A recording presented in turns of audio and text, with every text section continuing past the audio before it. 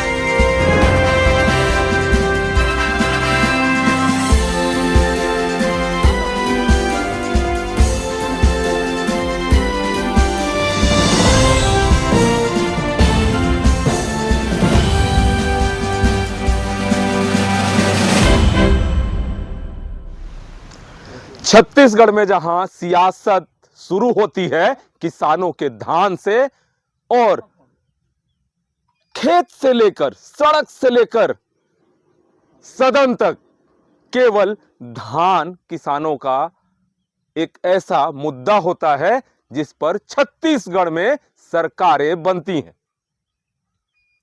जी हां, हम बात कर रहे हैं एक ऐसे धान समिति केंद्र प्रभारी के बारे में जो लगातार पिछले वर्ष भी सूरजपुर जिले के धान खरीदी केंद्र जयनगर का प्रभारी था।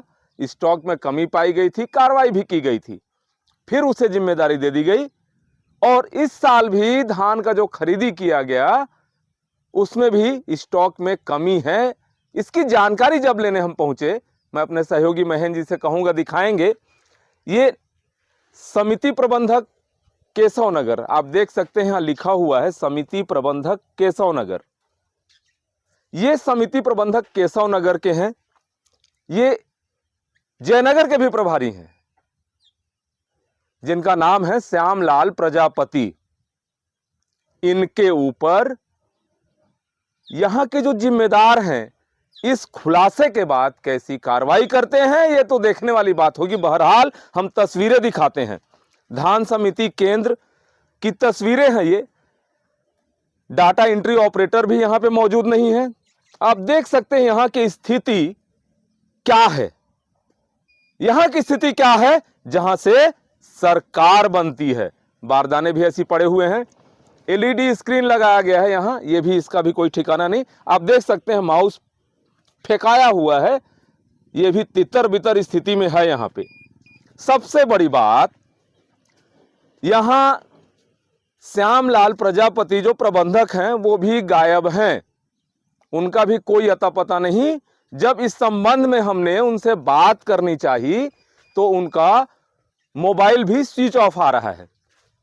बहुत बड़ी चीज बताना चाहूंगा मैं, जहां विष्णु का सुशासन और मोदी की गारंटी है, जहां किसान भगवान है, अन्नदाता है, इसके साथ साथ सत्ता के रास्ते तय करने में किसानों का जो रोल होता है वो भी बेहद अहम होता है।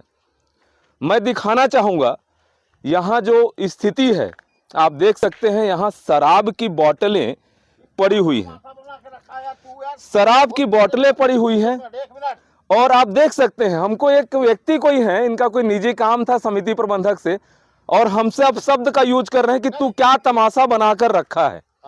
ये पता नहीं कोई ठेकेदार होंगे या उसके कोई रिश्तेदार होंगे, लेकिन इनका बदजुबानी देखिए। जो इन्हें भी कहूंगा सहयोगी हमारे हैं, दिखाएंगे, क्योंकि जिले के पुलिस अधीक्षक भी देख रहे हैं हमारी इस खबर को, वो भी जानेंगे। हम बहुत प्यार से इनसे बात कर रहे हैं, लेकिन ये पता नहीं क्यों तैस में आ गए। हमने इनसे पूछा था कि भाई साहब आप क्यों आए हैं, तो बोले पर्सनल काम है मेरा। और अचानक ये बोलने लगे कि ये तू क्या तमाशा कर रहा है। तो हम बता देना चाहते हैं कि हम क्या तमाशा कर रहे हैं। किसान के अधिकारों पे चोट, आखिर स्टॉक कैसे गड़बड़ हुआ ये बताने वाला तो नहीं है, लेकिन यहाँ कोई बैठे हुए हैं, मैं इनका चेहरा भी अच्छे से दिखाना चाहूंगा, क्योंकि मैं अभी जाऊंगा कंप्लेन भी करूंगा पुलिस में कि ये कौन है जो मेरे से अपशब्द कह रहे हैं। इन्होंने क्या रियल में शराब पी के रखी है जो बोतलें बगल में पड़ी हुई हैं? अभी हम इसकी शिकायत भी करेंगे, चूंकि मामला किसानों से जुड़ा हुआ है, छत्तीसगढ़ सरकार से जुड़ा हुआ है। छत्तीसगढ़ धान का कटोरा कहा जाता है क्योंकि यहां धान की 20,000 प्रजातियां पाई जाती हैं।